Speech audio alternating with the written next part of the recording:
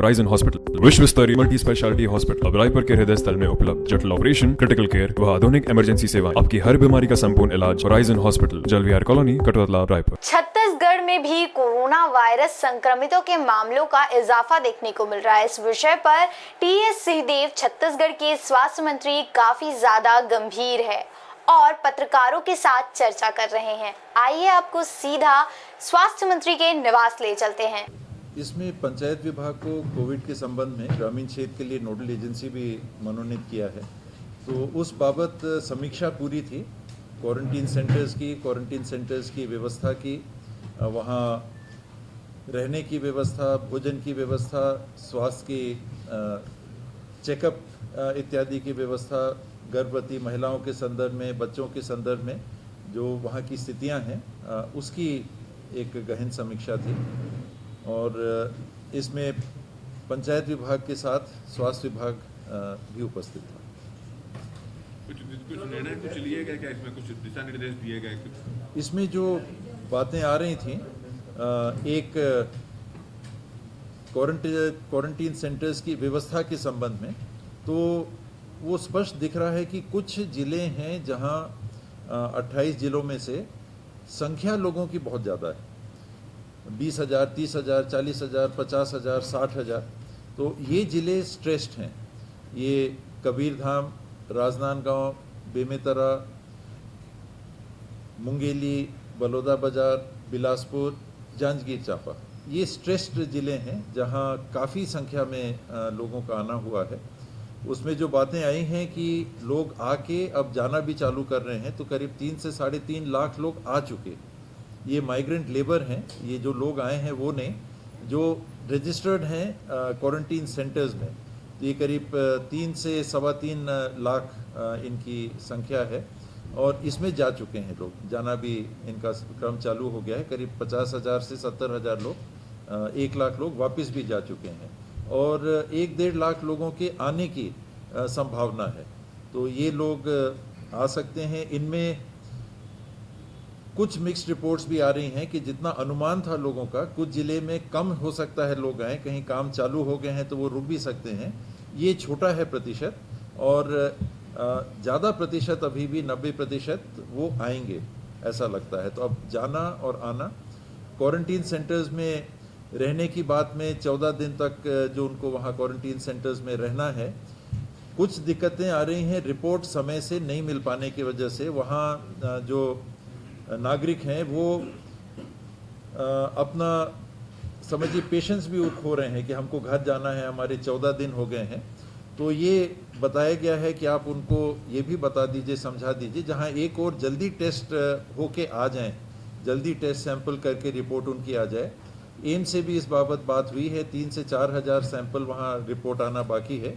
तो मानव संसाधन बढ़ा के जल्दी से रिपोर्ट बना के भेज देंगे ताकि वो लोग जो 14 दिन इनके पूरे हो गए वो चले जाएं। दूसरा, होम क्वारंटीन जो 14 दिन के बाद करनी है, 7 से 10 दिन की, तो उसके लिए डायरेक्शंस यही क्लियर दिए गए, 7 से 10 नहीं, 10 दिन, 14 दिन प्लस 10 दिन होम क्वारंटीन में रहना है, जहाँ घर पे अपन चिन्ह भी लगा देंगे कि ये होम क्वारंटीन में परिवार है। और रिपोर्ट आने के कारण जो देरी हुई, ये 24 दिन उसका हिस्सा माना जाएगा। कि अगर आप 20 दिन हो गए हैं क्वारंटीन सेंटर में, 14 दिन के जगह आपको 6 दिन और रुकना पड़ा, तो आने वाले दिनों में 4 दिन ही होम क्वारंटीन शेष आपको रहना है। तो ये क्लियर है कि 14 प्लस 10, 24 दिन का ही क्वारंटीन है, चाहे वो इंस्टीट्यूशनल क्वारंटीन हो चाहे होम क्वारंटीन, दोनों पीरियड मिला के 24 दिन के अंदर घर जाने के बाद भी निगरानी बनी रहती है। कोई सिम्टम्स आपने जाने के बाद अगर डेवलप कर लिए तो उसकी भी जानकारी। फिर ये भी जानकारी मिल रही थी कि एक सेंटर में अलग अलग तिथियों में आए हुए लोग भी हैं, तो उसके लिए भी ये डायरेक्शन दिया गया कि अब जैसी व्यवस्था बन गई उसको अब ना छेड़ें, लोगों को शिफ्ट मत करिए, लेकिन अब जो लोग आएंगे इसको सुनिश्चित करिए और यथासंभव 100% कि एक दिन में आने वाले लोग एक ही बिल्डिंग में रहें। यानी अगर 50 लोग आते हैं, आपके पास 20 लोगों की जगह है, तो 20-20, 50 3 जगह रखिए, लेकिन अन्य किसी को दूसरे दिन वालों को उनके साथ मत रखिए, ताकि उस चिन्हांकित बिल्डिंग में उसी दिन आए हुए लोगों के देखरेख, जान पहचान और घर जाने की तिथियां एक हों। बाद में आए हुए लोगों को ना तो संक्रमण मिलने की संभावना, ना संक्रमण देने की संभावना होनी चाहिए। एक दिन आए हुए चिन्हांकित ग्रुप को एक जगह रखिए। ये क्लियर करने की ये डायरेक्शंस दिए गए हैं, क्लियर डायरेक्शंस। मनरेगा के कार्ड्स के संबंध में डायरेक्शन दे दिए गए हैं। गर्भवती महिलाओं के संदर्भ में डायरेक्शंस दे दिए गए हैं कि 4 बार एएनसी की जो उनकी जांच होती है, आप ये सुनिश्चित करिए कि एएनसी की जांच भी उनकी रेगुलर हो रही है कि नहीं। जो भी मितानिन है, जो भी जांच करते हैं, नियमित उनकी जांच करें। डिलीवरी की स्थिति अगर इस दरमियान आ जाती है कि कई महिलाओं ने जन्म भी दिया, बच्चों को भी जन्म दिया, या 9 महीने पूरे उनके अगर होने वाले हैं, तो उनको संबंधित सेंटर में पहुंचा के, ताकि डिलीवरी ना हो। बच्चे भी इस बीच में जन्म हुए हैं और उनकी देखभाल, तो उनके टीकाकरण से लेके माताओं की देखभाल के लिए उनके जो भी संसाधन डिलीवरी के समय शासकीय कार्यक्रमों से लेके सारी व्यवस्थाएं, सुविधाएं हैं, किसी चीज़ से वो वंचित नहीं होने चाहिए। उनके लिए पृथक से पोषण आहार जो गर्भ में बच्चा ठहरे समय में मिलना चाहिए, से लेके डिलीवरी के बाद की बातें, जन्म प्रमाण पत्र के साथ में जाति प्रमाण पत्र इत्यादि की भी बातें।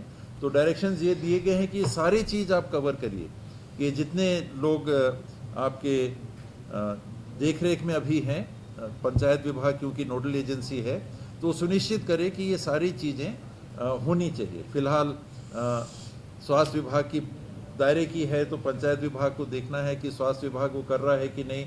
प्रमाण पत्र की बात है तो प्रमाण पत्र देने वाले विभाग के माध्यम से देख के कि वो प्रमाण पत्र मिलना कि नहीं। तो नोडल एजेंसी के रूप में ये सारी बातों को लेके पंचायत विभाग को काम करना है। और जॉब कार्ड्स को लेके बात आई है, कहीं कहीं 10-10 हज़ार जॉब कार्ड की मांग आई है, तो उसके लिए डायरेक्शंस दे दिए गए हैं कि जॉब कार्ड उपलब्ध करा दिए जाएंगे जिनको चाहिए। और कुछ लोग नए जॉब कार्ड बनाने चाहते हैं, अगर उनका नाम पुराने परिवार में जुड़ा था तो उससे पृथक करके, अगर शादीशुदा परिवार है, माँ बाप के साथ नाम जुड़ा हुआ था, तो अलग से भी जॉब कार्ड आप बना सकते हैं। उसमें सीधे सीधे आज की दिन की व्यवस्था में उस परिवार को 200 दिन का रोजगार मिल जाएगा 100 की जगह। तो 4 नाम एक जगह हैं तो भी 100 दिन, और हस्बैंड वाइफ 2 कार्ड बनाएंगे तो 200 दिन। तो ये सुविधा भी उपलब्ध हो जाए। जनरली इस बाबत बात हुई है। और पंचायती राज के संदर्भ में मनरेगा इत्यादि के जो काम चल रहे थे, उसमें ये सुनिश्चित करना एक बात आती है कि हम हाजिरी पे आ गए तो हमारा पूरा दिन का हाजिरी मिलना चाहिए। तो लोगों को पहले से ही क्लियरली समझाइश देके कि मनरेगा में काम को नाप के ही पेमेंट मिल सकता है। एक गोदी है 190 दिन की, तो एक दिन की हाजिरी 190 रुपये नहीं है, एक गोदी 190 रुपये है। आप 3 घंटे में भी करेंगे तो 190 रुपये के आप हकदार हैं। आप घर जा सकते हैं और आपको 190 रुपये मिल जाएंगे। और अगर आपने पूरा नहीं किया तो जितना काम किया होगा उतना ही मिलेगा। 190 दिन का हक अधिकार मनरेगा में नहीं बनता है। तो लोगों को भी ये समझाइश देना कि बाद में यह असंतोष ना हो कि हम आए थे काम करने और हमको पैसा नहीं मिला, हमारी हाजिरी नहीं बनी। तो उसका एवरेज निकालने के लिए बोला गया है। तो स्टेट एवरेज तो ऐसे बता रहे हैं कि करीब 180-184 के आसपास है, कि जितने लोग आ रहे हैं और जितना काम करना चाहिए उतना एक दिन के अंदर करीब करीब कर रहे हैं। 190 का 190 नहीं है। कुछ लोग पूरा काम अगर नहीं कर रहे हैं तो वहाँ पर औसत थोड़ा सा कम होता है, फिर भी संतोषजनक है। आज भी 53,51,000 मेरे ख्याल से लोगों की उपस्थिति की जानकारी आई है। लेकिन ये उपस्थिति कार्य के रूप में भी 190 दिन के बराबर काम हो रहा है कि नहीं, इसको भी चेक करिए। तो इसके लिए भी बात की गई है। कहीं से शिकायतें आ रही थी कि कुछ पंचायतों में जाके लोग कोरोना के नाम पे सप्लाई के लिए दबाव बना रहे हैं। तो वो क्लियर कर दिया गया था कि कहीं भी कोई ऑर्डर नहीं है कि पंचायतों को ये सामान खरीदना है। यथास्थिति अगर वहाँ पर कोई ऐसी परिस्थिति आती है, जैसे N95 मास्क, अब N95 मास्क का उपयोग ही नहीं, हम लोग एक भी N95 मास्क नहीं पहने क्योंकि उसकी ज़रूरत नहीं है। और वहाँ जाके पंचायत में सप्लायर जाके अगर दबाव बना रहे हैं तो ये अनुचित है। अगर कार्रवाई करने की ज़रूरत पड़े तो कार्रवाई भी की जाए। ऐसा दबाव बना के कोई सप्लाई चेन बनाने की बात शिकायत नहीं आनी चाहिए। जो वास्तविक आवश्यकता है, पैसे कहाँ से खर्च हो रहे हैं इसकी भी समीक्षा की। फिलहाल कोई खर्चे को काम को रोका नहीं जा रहा है। पेमेंट कहाँ से आके किस विभाग को कैसे जाएगा, वो आप लोगों ने भी इस बात को पहले उठाया था।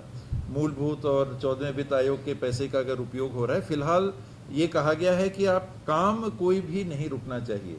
आप औसतन उससे जो भी खर्चा करना है, फिर पेमेंट के लिए शासन से बात करके विभाग उसका पेमेंट किस मद से कैसे आना है, कहाँ बुक होना है, उसको भी सुनिश्चित कर लिया जाएगा। नरवा गरवा गुरवा बाड़ी के भी जो काम है उसकी भी समीक्षा करके कि टारगेट 100% रखा गया है, इसको पूरा कर लें। 704 नए पंचायत भवनों के लिए जो स्वीकृति दी गई है, तो 2 अक्टूबर तक इसको भी पूरा कर लें। और उसके डिज़ाइन को लेके अगर कोई बात है तो उसको भी तत्काल पुटअप करके डिज़ाइन के बारे में भी आप क्लियर कर लें। तो 14,40,000 के आसपास का एक ही पंचायत भवन है, वो 2 अक्टूबर तक बन के पंचायत के काम में आ जाना चाहिए। इसके